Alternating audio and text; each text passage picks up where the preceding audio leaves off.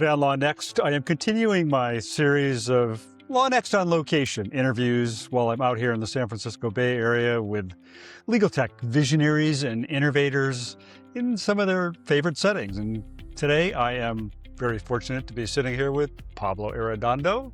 Pablo, how are you? Doing well, Bob. So great to have you here. I'm so happy to be here, and this is a lot of fun. So why don't we start by talking about where we are right now? Where are we? We are in Tiburon in Marin. You can't really see it, but that's Richardson Bay behind us. A little clearer? No, I guess not.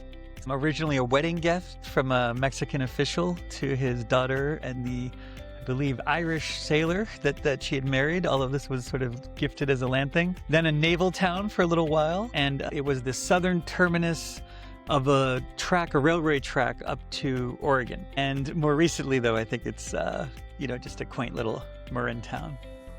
And we are in your home? Yes. And in your home office in your home? That's right, that's right. So not a bad view to have to look out from your home office here. Yes, I have to say, and you can't see the Golden Gate. Well, no, you can. You see the Golden Gate there off on the distance. Can you see it? Oh, yeah. Right there, yeah. No. I didn't even notice that. Yeah. That is pretty awesome. All right, so as we are sitting here, let's recap a little bit for the benefit of people watching this podcast or listening to this podcast. You were a former, well, should I tell the nutshell version of your life, or should you tell me the nutshell version? You know it better. I think people will believe it a lot more coming from you. Before we get to my interview with Pablo, please take a moment to hear from the sponsors who so generously support this podcast. Ditch manual billing and experience a seamless digital billing and payment solution with Bill for Time. Bill for Time's user-friendly platform streamlines all aspects of the billing process, from standardized invoicing and customizable templates to built-in payment processing. With Bill for Time, you could be getting paid up to 70% faster. Learn how Bill for Time can enhance your practice by visiting billfortime.com. That's Bill, the number 4, time.com. Legal Week is almost here. From March 9th to 12th, join us at the new North Javits Center in New York City for 4 incredible days of legal innovation.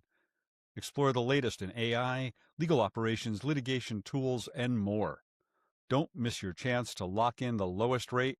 Secure your pass today at LegalWeekShow.com. Should I tell the nutshell version of your life, or should you tell me the nutshell version? You know it better. I think people will believe it a lot more coming from you than from me. The super nutshell version is you were a patent litigator. That's right. You became a co-founder of Casetext in 2013 or so. That's right. You played a key role at Casetext in developing a series of what I always thought were very innovative products. Kara, which was the first of the sort of brief analysis tools that spawned a whole generation of copycat applications. And eventually Co-Counsel, which made its debut on March 1st, 2023 on Morning Joe as the first ever AI legal assistant, I guess, is the way it was described. Not long after that, 4 months later, you guys got acquired by Thomson Reuters for a tidy $650 million. And thus we have this view here. Yeah. And now, but 2.5 years later, and about 3 years to the date almost of releasing Co-Counsel, you have left Thomson Reuters and you are a free agent again. That's right. That's right. I got that all right? Yeah, that's really right. It's been amazing. The one thing I would add is only the parallel search functionality we added was our original language model tool. And I just say that because I love talking about just watching this technology grow from those sort of early precursors to then GPT-4, which is what Co-Counsel was anchored in. Yeah. I'm just curious on a personal level, how have you processed all of this? So much has happened in such a short amount of time. How have you processed all this? It's not clear I have, to be honest. I think part of what I want to do is take some time now to process a bit of it. Obviously, I I'm thrilled with it. And I wish everyone this sort of feeling of just joy of getting to find something you really care about, get to work on something you really love. And then, in our case, I think our timing was quite lucky. I think that earlier, the AI really wasn't there. I mean, people pretended it was, but, it wasn't. And now things are just so frothy and busy, and it's great. I mean, there's so many different people doing so many cool things. But there was this little window where we got to sort of ride these language models up. And it's just been extraordinary. I'm so grateful to, everyone at Casetext, my team, our investors. I would go on and on Yeah. with the gratitude. And by the way, to yourself, who was covering us well before we were cool, back in the very early days. I was just trying to explain to my wife about crowdsourcing legal research. Yes, that great one. Yeah, that was one of the bigger failures in the history of capitalism. If we're really honest. I love the idea. It just It, didn't. the, It the didn't work. idea was always sound and it worked so well for engineers with like Stack Overflow. It just wasn't the right thing for law, for Yeah. lawyers. And so what we did end up doing was taking all of the client alerts, right? The blurbs they write to show how on the ball they are. And then we just imported those and just attached them to all the cases. So we still got to that idea of having a annotated case law, but just not in the sort of community-based system that we originally had hoped. Yeah. I think of those actors who get praised for being an overnight success when in fact they've been toiling away in theaters for 10 years. I mean, you guys went through a number of iterations over the Absolutely. years, and I mean, you came out with Co-Counsel, and it was a big splash around it, and 4 months later you're acquired. But you had done 10 years of work up until that point, playing with different models, pivoting to some extent, going after different segments of the legal market from Right. time to time, right? I mean, It it was, was a journey, right? I think Churchill said, success is going from failure to failure with no loss of enthusiasm. And I Yeah. feel like for us, yeah, no, it was a long road. And actually, prior to Casetext, I had another startup that I say took off like a rocket and then exploded like a rocket, all in stealth mode. So I don't think we even knew each other back then. But Sequoia had done the seed round. So if you add it all together, it's basically been 16 years of pretty nonstop pursuit of it, which though makes it all the more sweeter. Yeah. Yeah. I don't think I knew you until Casetext. So, you mentioned timing, and you thought your timing was lucky. One of the key parts of that timing was that you had been given early access to OpenAI's Yeah. GPT. Was it GPT 3.5 at that Oh point? no, Or no, no. You see, I four, never four? I never messed with GPT Okay, it was 3.5. That 4, whole chat right, GPT. right No, before. no, no.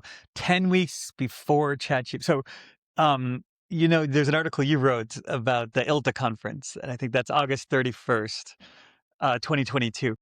And that was me being extremely excited because BERT enabled, better search.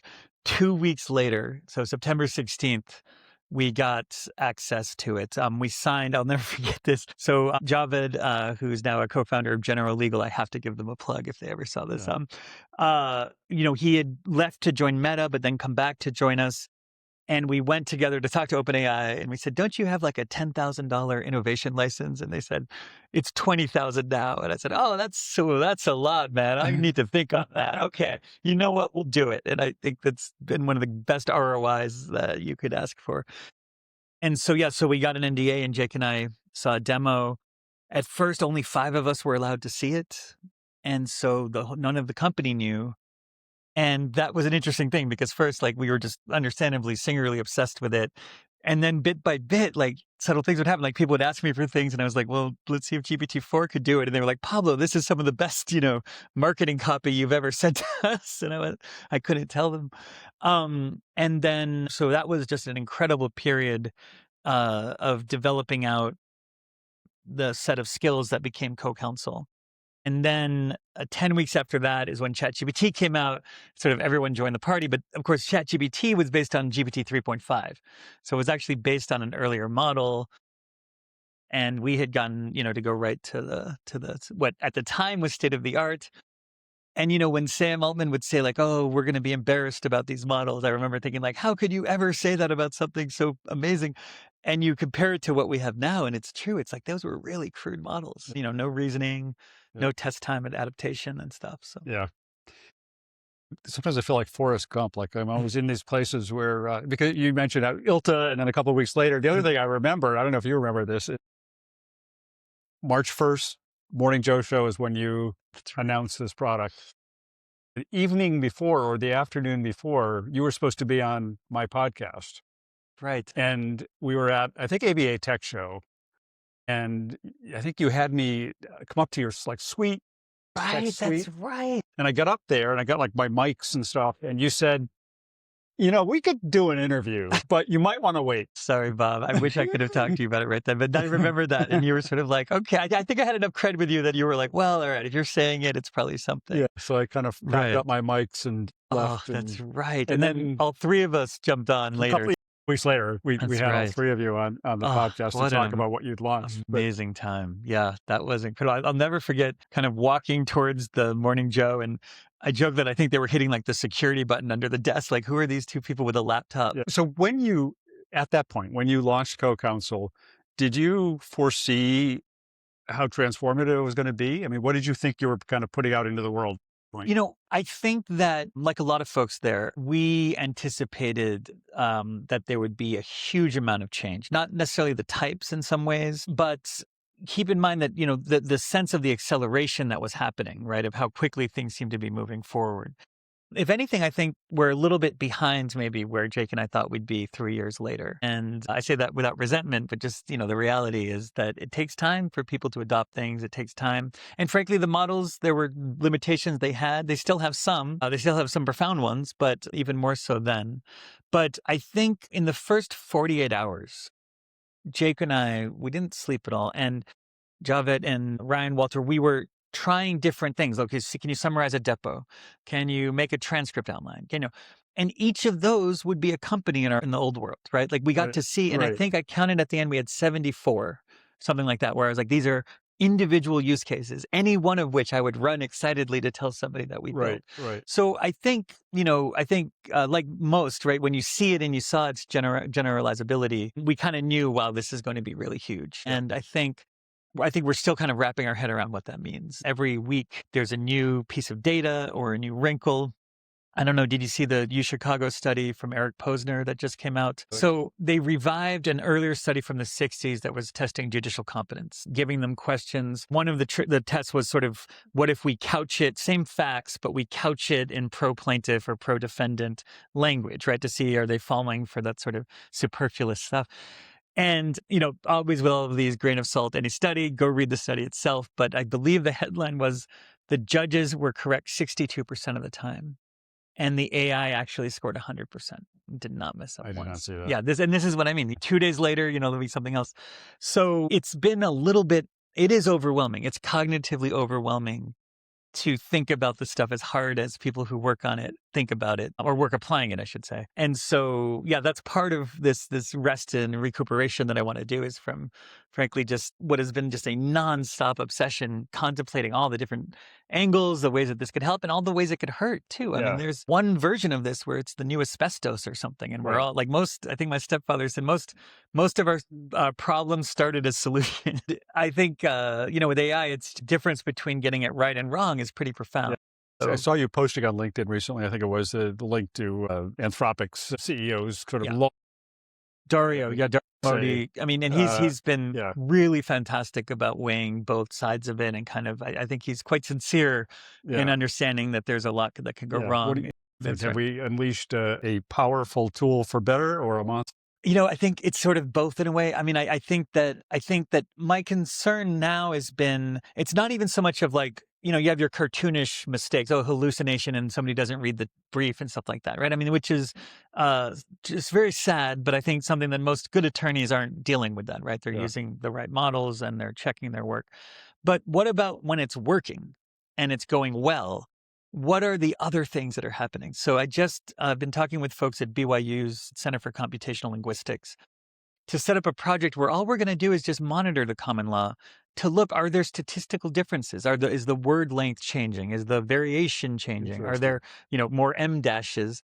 Because I think at a minimum, we want to know, we want to pay attention to this. And one of the really grateful things I am for my time at Thomson Reuters was getting to talk to and work with a lot of judges. And it's amazing the range that the judges feel in terms of how they want to adopt it, and who they're adopting and what. Judge Schlegel down in Louisiana is like, frankly running circles around me. I had Right. dinner with him. Normally I'm used to kind of telling all these tech ideas. I was taking notes with everything he said. He just started this sort of, I don't know what he's calling it, a council of judges in AI Oh, or yeah, something he's like that. absolutely doing the Lord's work, in my Yeah, opinion, yeah. training to it. Two other judges who are just like, I don't want to touch this at all, just get this completely out of my face. I don't, and everything in between. And then you have this added dimension of the clerks who are using it in their ways. So I do think it's important that we find ways to measure what are the effects overall that are happening. And it's not just about catching mistakes. It's about other unintended side effects. Yeah. So I might want to come back to that, but I also wanted to ask, when, as I said, 4 months after you launched this into the wild, you ended up getting acquired by Thomson Reuters. Was that an easy or a difficult decision? Okay, so I mean, I make jokes, one has to be able to laugh at themselves, right? So I used to make a joke that I guess my new email address is david@goliath.com. Because you had, I mean, the backstory is that Casetext kind of positioned itself as taking on. Yes, we did not. We failed, Bob. I guess we have a final version of that. We did not. And now seeing it from the TR side, it wasn't ever really particularly close. We thought we were a lot closer maybe than we were. Look, anytime after 10 years of working on something, I mean, it's literally the thing that I've been involved with the longest in my life, right? Outside of, marriage and stuff. And I, that's always a tough decision. I did get the feeling that the GPT-4 kind of blew up the universe, right? That, look, is this, and then I still maintain this, like the squabbles between a startup versus TR versus like the law as a profession versus trying to get this right. Yeah. That was one side of it. Or even as you said before, even along product lines, which are like all got blurred. They're all like every kind of product is all mixed into one product. And it's funny, like I would always get so happy when Thomson Reuters would adopt stuff we did. I was like, look, it's real now. Look, it's everywhere now, and the salespeople are like, this isn't good. I think, and then, the content, the truth is we didn't solve content in any real way. And before with Kara, with these things, people would be like, oh, when are you getting to this or that? When we were showing people Co-Counsel before ChatGPT, it was like this sense of like, it's a moral failing to not bring this immediately there, And, we weren't sure what GPT-5 was going to do. We weren't, sure. And some of this may still be out there. So was it easy? No. But I think we all made the decision kind of thinking to ourselves, like, this is what we want to do. And I don't think there's regret. Did you feel like you were giving up your baby to adopt? Well, at this point, it was a teenager, right? It was a teenager. And Westlaw has always been the gold standard. And Westlaw I'll say this, I think it's very good for the law that we have a lot more Sandhill Road, but I don't want to completely lose Egan either. I think that the truth is the less glamorous stuff of actually making the content really reliable and trustworthy and doing all this stuff, it's critical and it's a lot harder than it seems. Yeah. Kind of flipping that question, what do you think it was that drove TR to act so quickly to acquire Casetext? Well, I think they correctly understood that these GPT-4 was a profound game changer and that it behooved them. It's similar in some ways maybe to how you see a lot of spending from these companies, Microsoft, Google, all these folks are spending obviously at a much smaller scale, but they're like, we don't know all the details per se, but we know this is going to be big enough that like, I'd rather spend some money towards it and have whatever options they create than not and need it. Right. Yeah. I think that was it. This was a very frothy time. I mean, this was a time of almost a fear, I think, in terms of what's going to be left and things like that. Yeah. But, that's, you can ask Steve directly. Well, I have asked. I've asked several executives at Thomson Reuters, and the who was it? Wasn't Steve, but I'm forgetting. The last time I got what I thought was actually a good answer, whether it was, I assume it was true. Yeah, Camera. Was that they saw themselves. Part of my question was, you, Thomson Reuters, had all these AI scientists at your beck and call. You had a lab up in Toronto working on ML stuff, and you must have already been kind of anticipating and working on this stuff. So why not? Why buy versus build was my question. And their answer was, we were kind of hedging our bets. We were both building and buying at the same time. Absolutely. And then that's the sense I got when I got there. I mean, that Mike Dane, whether they bought Co-Counsel. told me. Yeah. They were going to be releasing fantastic LLM-based legal research, whether they bought us or not.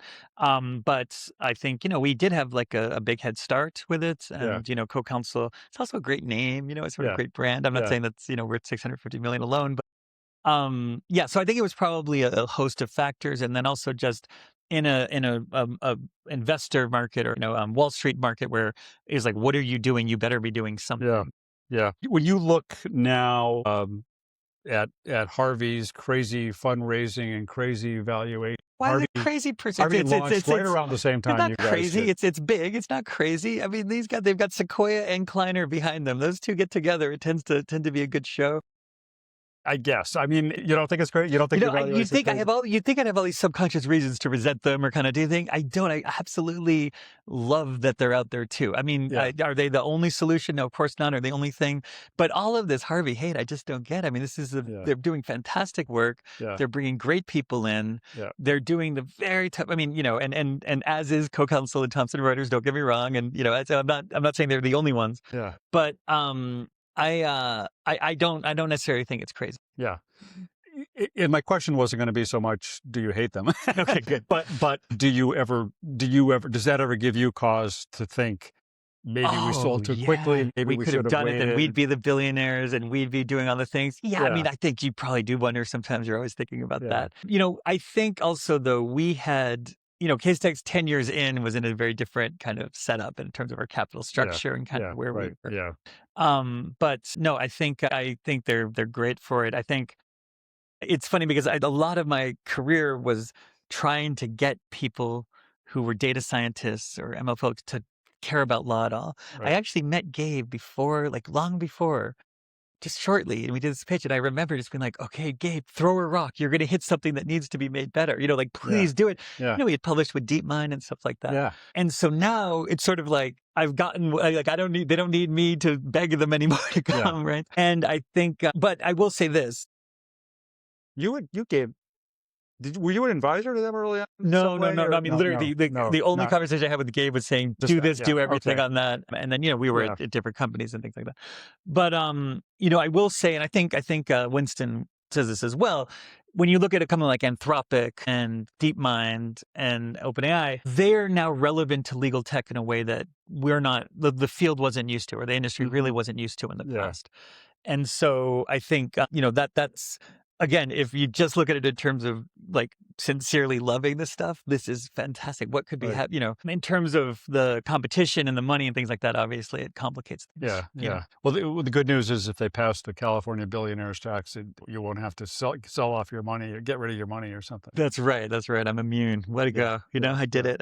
We'll give you some rocks on that. That's right. Protected from the billionaires. I was just reading an article yesterday. That's right. New York Times or something. How all the California billionaires are trying to get rid of it. Of course, all the VCs are like, they're coming for the 100 millionaires next. They're trying to fear monger that I had them on my show a few weeks ago, and I crassly asked the question of what it was like to be a billionaire because I had never interviewed one before. So they said, well, it's kind of on paper right now. You probably want to, put that out of your mind for now. But I think there's so much great work to be done on this stuff. And we're not there yet. I mean, all of these tools, we're so far from where I think we're going to be. We need to be. My interview with Pablo Arredondo will continue in just a moment, but first, please take this opportunity to learn about the sponsors who so generously support this podcast. Ready to turn your firm's metrics into valuable insights? Bill for Time's new advanced customizable reports gives your firm real-time visibility into productivity, profitability, and cash flow, all in one powerful and flexible reporting platform. Effortlessly customize reports with your time, billing, and client data from any angle so you can make informed decisions faster. Visit billfortime.com today and learn more. That's time.com. Deadlines don't care how many documents you need to review. BriefPoint's AutoDoc keeps you ahead of them. AutoDoc automatically generates responses to your opposing counsel's requests for documents, complete with tailored objections, baited production packages, and substantive responses citing the responsive documents by Bates numbers. All done at the rate of 2 to 10 seconds per request. No setup required. stress less about discovery deadlines. Head to briefpoint.ai and take the pain out of your practice. Yeah, actually, I wanted to actually pick up on that thread because you had mentioned earlier, I'm going to jump around. I've got so much more I want to ask you about, but you had mentioned earlier that 3 years ago, you and Jake would have thought you'd be farther along now. Are you talking about Co-Counsel specifically or the field more broadly? Yeah. What would have been the more field more farther? generally, I think. Yeah. I think we would have thought, it would just be like unheard of for attorneys to not be using this. Certainly in our bubble, we hear everyone using it, but I think, most attorneys, actually, you might know better than I. Like, I don't even know what percentage of attorneys. There's like a new study every week. It's a little Right, different. I right, don't right. know. But Yeah. but I think that of course, it's faster than anything we've ever seen in legal tech. So it's Yeah. not, it's not that it hasn't been extraordinarily fast, but I think we would have thought, like billing rates are going up, kind of thing, right? There still hasn't been that change, Yeah. and there's Yeah. a bunch of economists who talk about that sort of J curve with innovation, where like it takes time. First, you actually have this dip because people are trying to apply it clumsily and they don't know how to do it, and it's rolling out, and then you start to see the gains. So I think maybe this is just part of a bigger, kind of trend on it. Yeah. You talked about the fact that OpenAI, Anthropic, some of those other are kind of more relevant to legal now, and of course there was the hubbub a couple of weeks ago about Anthropic releasing this legal The hubbub, you mean the plug-in, add-in, 20% whatever. share drop in all of Yeah, the major well, I companies? know, Yeah, right? we could Yeah, call that hubbub if you'd like. yeah, but it Yeah, corrected. yeah, It was like a dip, right? yeah.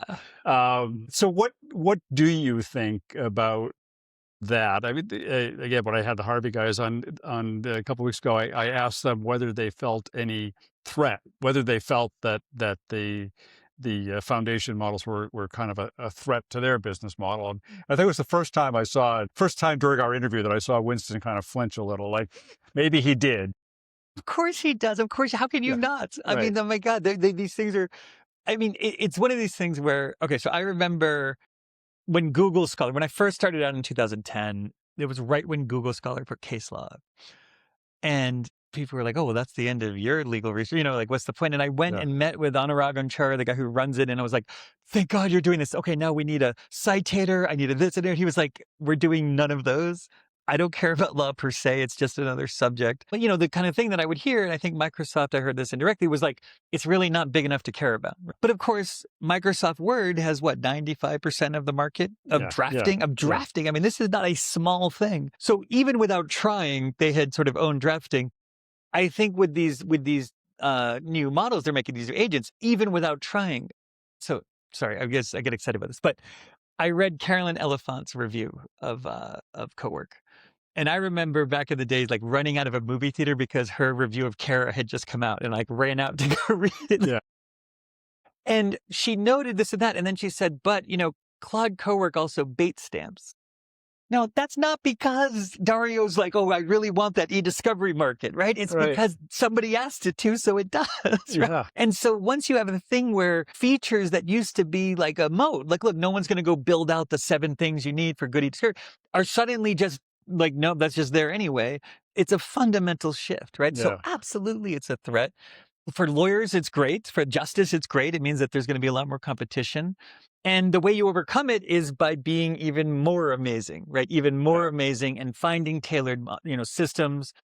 I don't think the first wave of fine-tuned models necessarily did that, but I do think, especially as we're getting more into this world of reinforcement learning gymnasiums, right, and things like that, I do think there'll be a place for everything they did plus a bunch of special sauce for law.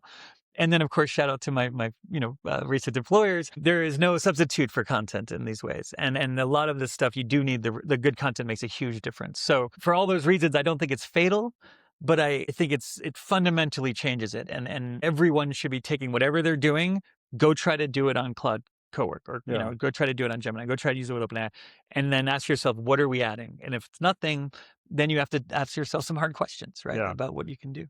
How critical a factor is that content factor? I mean, part of the premise of Casetext was that you could create that database of content in other ways and develop it in other ways, and I'm sure Anthropic and others are thinking about that. Well, I don't know. I think some of that content isn't as easy as go send an agent to get it, Yeah, right? I mean, you have folks like Mike Listener and Court Listener doing fantastic stuff aggregating yeah. it, but the difference between 90% and sort of 100%, some of this stuff I think people have to go to the courthouse to get. Now, don't get me wrong; it's not great that that's the case. Like it should be more available, right? And Westlaw sites shouldn't be quite the barrier that they are, but judges want a really reliable, convenient way to get to case law. And so that's, what they're asking for. So I think some of it might erode. I think the treatises are interesting because I don't think that Chisholm comes out of the models right now. I think you can get good, but I don't think you're going to get quite that level. So it depends on your matter, maybe what you're working on. But I think content is still king and maybe context is now queen. It's maybe Mm, what I'd say. Yeah. I like that. All right, I'm going to jump backwards for a second. I wanted to just turn back to when after you sold your company, you went to work for TR. I'm just curious, what was that like going from working in this startup, a 10-year-old startup, granted, but still a relatively small company, still a startup mindset, Yeah. into this more than 100-year-old, long-established major. Yeah.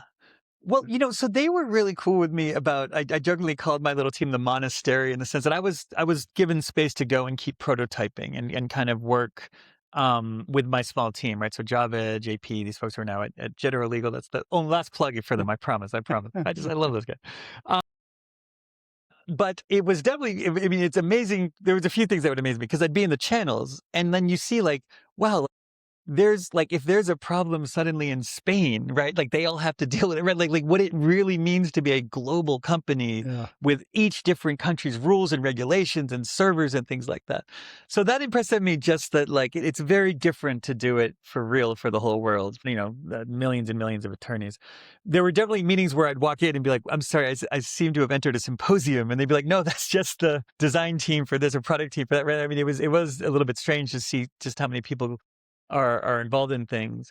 But on the whole, they're very, very good people and then very, the expertise and the dedication that you need to do it was still there. That it wasn't something where I didn't see that on it.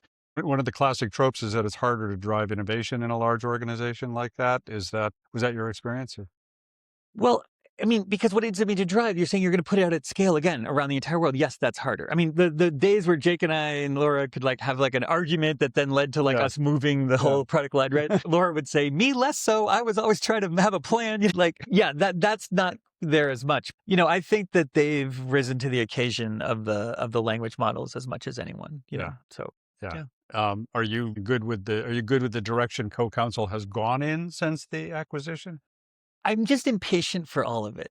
All of it, I want to be much more unified, and it's starting, right? It's starting. We're just breaking. I manage finally the file cabinet is Yeah, finally going to be in the yeah, same place as the bookshelf, and I think the deep research has been fantastic. I mean, yeah. seeing the gold standard for research now become a deep research based system. That's been incredible to see. I mean, I'm still a nerd for legal research, and Yeah. I'm so proud that I played a role in some little steps that were happening. This is like one of these major leaps that's there. But again, I think they would all agree. I think we'd all agree. There's so much more to be done on this, and I think a lot of this stuff, humans are being required to do things. You have to download documents from a docket and then go take it and drag it over there. Well, come Yeah. on now. What? Just take it right from the docket, right? Yeah. Like just have it ambient. Things like that. Delighters like that. But on the whole, yes, I think I'm proud of that. I think their direction is exactly right, and I think they'll continue to do it. Yeah. I think they're still talking. Last time I talked to them, they were talking a lot about agentic capabilities. What do you make of all the talk around agents and how they can be deployed in the legal Yeah, workflows? I mean, to me, the jump. Okay, the jumps have been so you have GPT-4 pre-training. Oh my God, right? Like the power of that passes the bar. The next big jump was really the reasoning models. And I'll never forget. I have a friend who's a mathematician, was actually on my team in my little, what I jokingly call the monastery. And I showed him, this was '01. We had really early access to '01. And at first, Jake and I were like, it's cool, but like we didn't kind of get it. And he looked at it immediately and he said, this is a much bigger jump than what GPT-4 is. And I was like, wait, how can, and he said, because GPT-4 is just a mumbling sleepwalker. And this, if you can do reasoning like this, you can do anything. And so I'd say that, and then you saw that sort of in deep research was the big jump. Agentic is a word that you flow around, okay, fine, but really this was that next thing. And now what's happening is the coding agents, the fact that even though you can only, so reinforcement learning from verifiable rewards, right? So like math and coding. And that's what you can do this superhuman stuff with. That's where you're no longer at the mercy of whatever humans wrote. It's just try to solve it. And if you figure something out, stick with it. And if you don't, ignore it. That being translated into knowledge work. And I remember the colleague at TR, actually another mathematician, sort of saying like, because Pablo, that's what it's seen. It's seen coding. So let it code in a way. And the fact that, and this is what's driving co-work, that you can give it legal tasks and it basically says, all right, let me show you how I would code, quote unquote, code this. That's like the sort of next big leap, right, for me, right? So the word, agents actually started coming out like 3 weeks after ChatGPT, right? That buzzword's been around. But I think that the ability of these systems to, through reinforcement learning, become so good at tool calling and spontaneously checking their work and things like that, it is just, it's mind blowing. It really is. And I was on with Greg and Marlene, and I was saying like, I wish I could stop getting excited. Like I kind of want to rest, you know what I mean? But like, wow, look at that. So I think what you're going to see now, and including from TR, I can't get into too many specifics. So I think you're going to see some very cool things happening from this new wave, this new approach. Awesome. So you've left TR, I think 2 weeks ago, 3 weeks ago, Yeah, something like that? Pretty recently, right around the end of January or something. Yeah. So what's next? So I've got a Lego Death Star that I'm building. You might have seen it on the table downstairs. Yeah, no, we're only, I think, 19 bags in, and there's, I think, 75 of them. I think Rob Zaccone was like, go build something. And I'm like, oh, I'm on it. I deliberately want to. So first, it's been so wonderful to hear from folks in the community that reached out. First of all, the fact that anyone cares, that's awesome, right? It's not a given. And there have been, folks, including folks that are like sort of heroes of mine, that reached out and been like, let's work on stuff. I want to deliberately take time, focus on, as obnoxious and Marin as this sounds, like well-being, and the hiking and all this stuff. I got to lose weight, all of these things that I've basically given zero attention to for the last 16 years.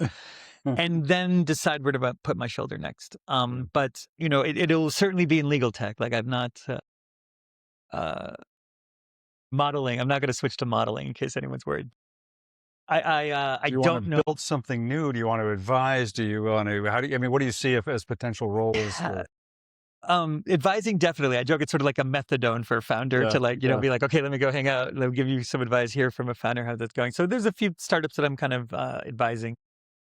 Definitely you want to build, you want to create. But again, I don't know. I don't know right now what it is. There's some very cool options. I don't believe you for a second. Your mind is always I would be showing you the demo if I had anything right now. Come on now. No, so I'm very fortunate to be able to take time to think about it and to kind of get there. And you'll be the first to know. I'll send you the completed Death Star photo, and then you'll know. That was actually another memory that came back to me this week, thinking about interviewing you, was sitting at it was the fast case party at the Double A in what was it, Austin or no, somewhere in Texas, where they had this townhouse, multiple floors with an indoor pool. And we were up in some living room and you're like, let me show you the latest thing we're building. And you sit down on the couch and pretty soon there's everybody's just huddled around watching you. Oh, those fast case suites. Those were amazing. I'll never forget that. That was so fun. Yeah, I remember I used to go in we were too cheap for a booth. So we'd just go and I'd be like, here, at the Westlaw table, be like, here, let me just put my laptop down and show you. Yeah. So I'm going to think on it. And it is just, it's almost option paralysis. There are so many different things to put your shoulder to. So I'm going to think on it. One thing I know you did some work on over the last few years is working with the judiciary in my home state of Massachusetts on using, as I understood it. Well, why don't you tell me what you do? Yeah, so it started nice and simple back in the GPT-4 days. We worked with the Massachusetts Court of Appeals, Justice Green. Yeah. After that Harvard, it was that right. I was joking. I was like, this should if ever I have a little prestigious obituary, it'll be at Harvard he met Chief Justice Green, and then. Again, it's like my Forrest Gump thing. I was there when you met Chief Justice. That's right. That's right. No, yeah, they said, do you want to get lunch with us? I was like, do I? You know, and it was funny because when I was an associate, Kirkland wasn't letting me near the judges at any point. Right, They're good lawyers. They have discretion. So there we did something very simple. We took emergency eviction appeals. Normally appellate courts have as long as they want to decide stuff. But there's a specific thing where if you're getting evicted, you have the right to sort of bypass right to them.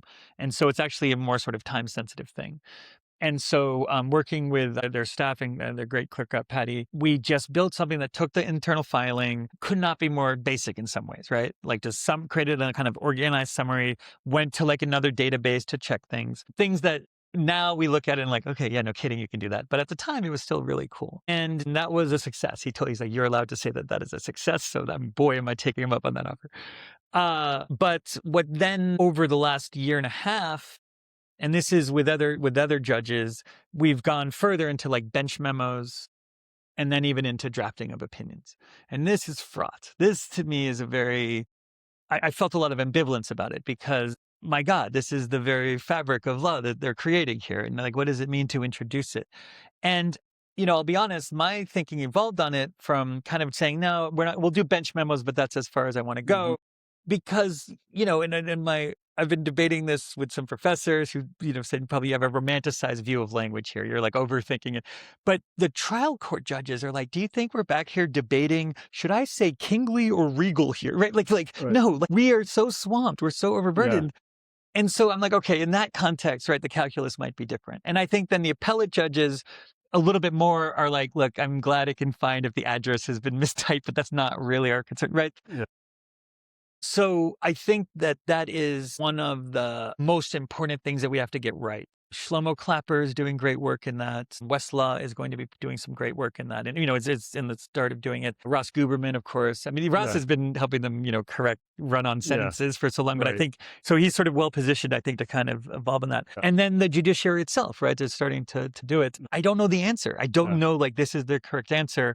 But it strikes me as a particularly important thing to pay attention to and to, again, not just look at, is it getting the thing wrong or does it save 10 minutes or not? But like, what is the aggregate effect of having it? I wondered whether that work had you at least thinking about maybe that's a direction you want to look at going.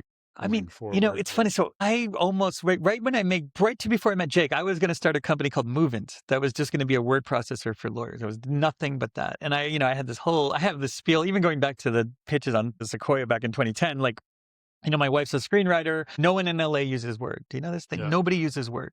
Yeah. They use Final Draft.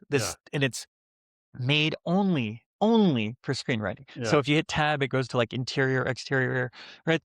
And we're law, and we don't get our own word processor. Like we don't get our own system, right? So certainly drafting. It was called WordPerfect, but right. But it was WordPerfect really just for lawyers, or was it? No. Right. Lawyers don't need a button for triangles, right? And you can customize it with things like that. But I always thought you could do so much more. Yeah. I do wonder. I will say I feel maybe my heart is less directly into building that sort of things now, compared to thinking about how you can apply the LLMs to sort of these other ends and things like that. Yeah. But again, I'm still meditating on it, so I don't know. But yes, that would be among the many, many worthy places to put your shoulder. Well, you've got my number when you decide what you're doing. 100%. I'll gladly come back and do another interview. Absolutely. So I guess I did want to ask just the sort of the big advice question. I mean, you talked about possibly you'll be doing some advising, but you having gone through this whole journey as a startup founder, getting acquired, developing this really profession-changing product, what's your advice for younger founders, newer founders who are starting down this journey? All right. Well, again, let's go back to that Churchill, right? Success is going from failure to failure with no loss of enthusiasm. I'll throw another one in there. If you're going through hell, keep going. You had a few, right? I just think that resilience and grit is key. I think also make sure it's something you love in a weird, nerdy way, because you need that. If you don't feel that, it's just going to seem, you'll give up before you can get there. I mean, maybe you'll luck out and that can happen and it'll all happen really fast. But I think try to unify it with something that you care about. Have co-founders that complement you, right? And I mean compliment not as in say nice things to you, but I mean don't have the same massive defects that you have. They have different, like make Yeah. sure you try to. Wait, we better say something nice. Yeah, no, that's not what you need. But no. I mean, you do. It's I think great to find co-founders that that share the right things with you, but then also have different strengths that can kind of complement it. Yeah. And let's see what else. Well, what about pivoting? I mean, I think in some ways, Casetext is a case study in being willing to say maybe this isn't working. We should try. We are and we're not too. I mean, we spent 3 years trying to get one single damn annotation on our case law, right? You know what I mean? Like, I think that like yes and no. Yeah, yes and no. You need sometimes to pivot. You absolutely do. And I think that it's interesting because even that pivot, so Kara really, that brief analyzer, which is what my first startup had been wrapped around, like it was still because we had built a case law database that we could then go and do this, right? So we continued in the realm of sort of surfacing good information for attorneys. And then that sort of idea of let's go get all the attorney little client alerts and fold them in. So there was still some unity to that, right? But then other times, Compose was just a completely different direction we tried, right? And sometimes they work, sometimes they should work and they don't, and those are the most infuriating. Yeah. But yes, you do need to be able to pivot and adjust, and that's one of the great things about startups. It's why a lot of times these VCs give money, they're not as obsessed about your first idea. It's do you guys have the metal? Do you have what it takes? And sort of maybe the brains to some extent, like, are you going to be able to change and adapt in these things and then get there eventually? And is the end result big enough that it'll be worth it? So yes, I do think you need to have that flexibility, 100%. Well, I know we have to wrap this up. Any last words? Bob, I just want to say it is so amazing to me, the role that you've played, and I hope you will continue to play it for these next generation of founders. And actually, let me add to my advice, buy Bob lunch as soon as you can. Find him at the conference and things like that. Your voice and your just the legitimacy that comes because of the hard questions you ask and because you like to see these things and the balanced stuff you do has just been invaluable. So I just want to say thank you very much. Very kind of you. All right. Appreciate that. All right. Well, direct from Tiburon, you heard it here, our interview with Pablo Arredondo. That does it for this episode of LawNext. If you enjoyed it, please leave us a comment wherever you get your podcasts or videos. I hope you're watching this on video because you're going to lose the whole effect of it if you're just listening to it as a podcast. And if you have any comments, just reach out to me. You can always email me, ambrogi@gmail.com, or find me on LinkedIn or wherever else online. That does it for today's show. Thanks a lot for joining us.